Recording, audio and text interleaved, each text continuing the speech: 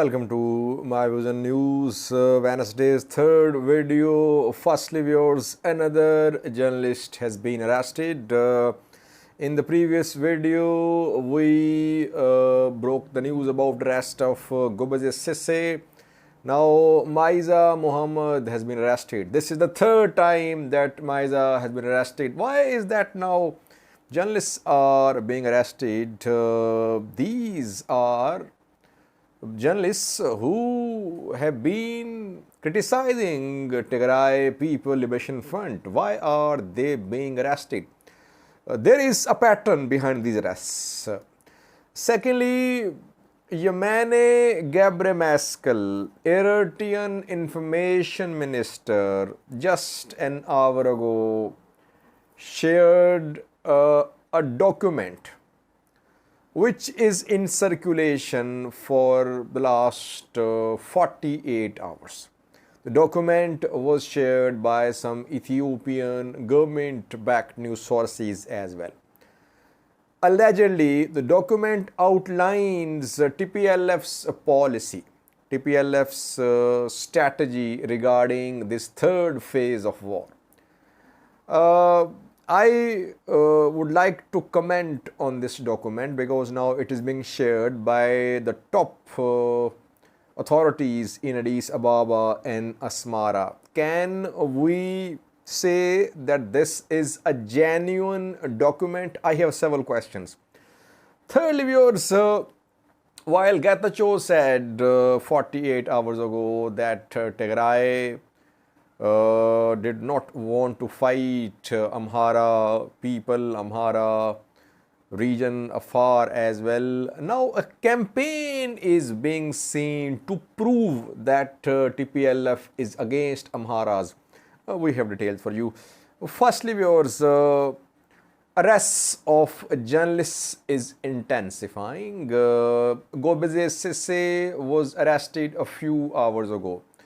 Very critical of TPLF, but a staunch supporter of ethnic Amhara group, critical of Ethiopian federal government as well.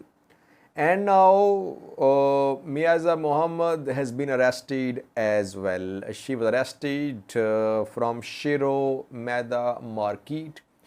She was in a car when she was stopped. Who arrested her? Those who arrested her were clad in federal police uniform. So federal security forces have arrested Meaza Mohammed. Gobazes has been arrested for the second time and Meaza for the third time. Now, question is, why are these journalists being arrested? Because they are known for having, for being critical of TPLF.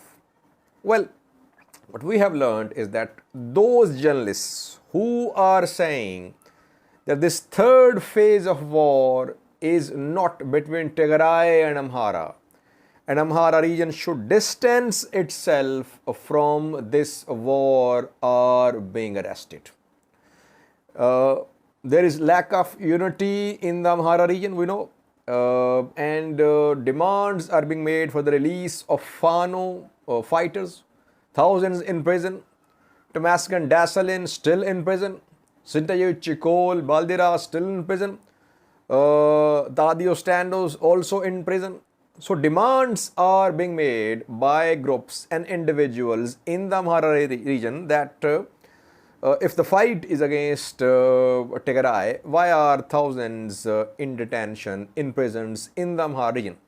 So those journalists who are questioning Ethiopian federal government's narrative that Tigray is once again attacking the people of the Amhara and Afar regions, those journalists are being arrested because there are splits in the Amhara region and this campaign will intensify because Ethiopian government is trying to create unity in the Amhara region.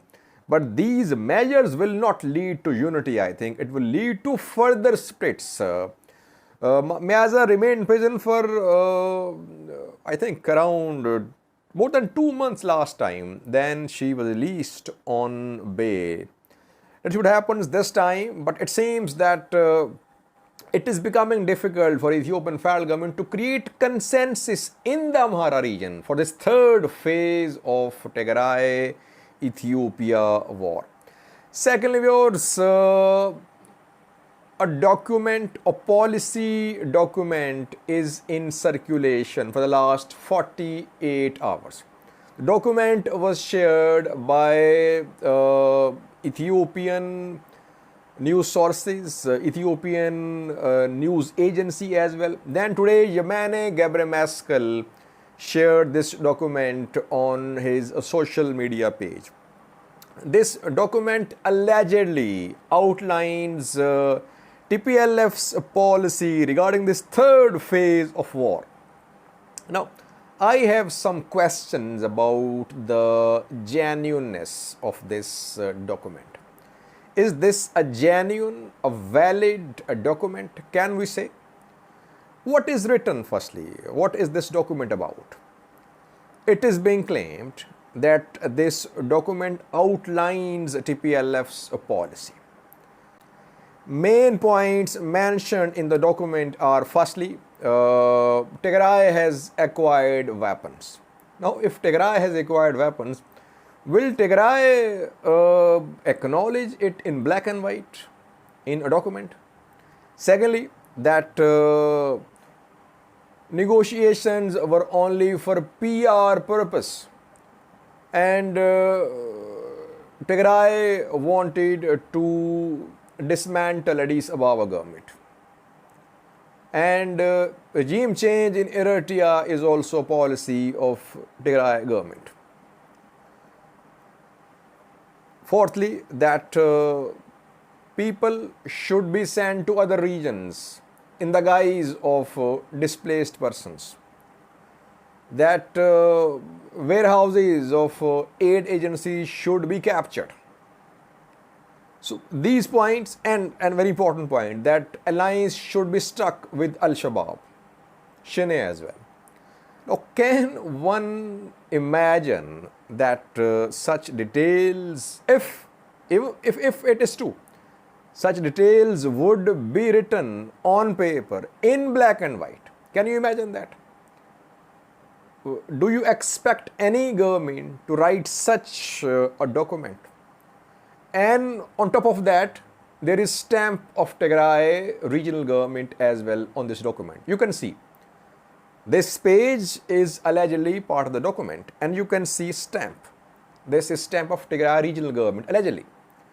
So it means that Tigray government acknowledged all these points, and then it put a stamp on the document. This document for me is definitely fake. Why? This is not how intelligence agencies, governments operate. Confidential documents never have official stamps. That is why they are confidential. If confidential documents are stamped, it means they can always be tracked. Who wrote the document? So confidential documents prepared by governments and intelligence agencies are always without stamps. And such sensitive details are not written with stamp as well. So that is why I personally think that this document has no truth. It is only being used to justify an attack on Tigray, a large-scale invasion of Tigray, which is coming, as we discussed in previous videos, that a large-scale invasion of Tigray is in the making.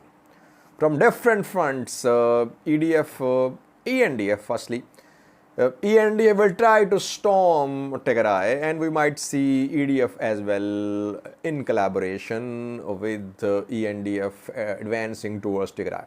So this document is being used as a justification that since Tigray government is making preparations to dismantle government in Addis Ababa, to de-seat, to work for regime change in Eritrea, that is why this operation against Tigray is legal, it is justified. I personally think the document has no substance. Such confidential documents are not with stamps and with such sensitive details. It's just an attempt to justify the new offensive on Tigray.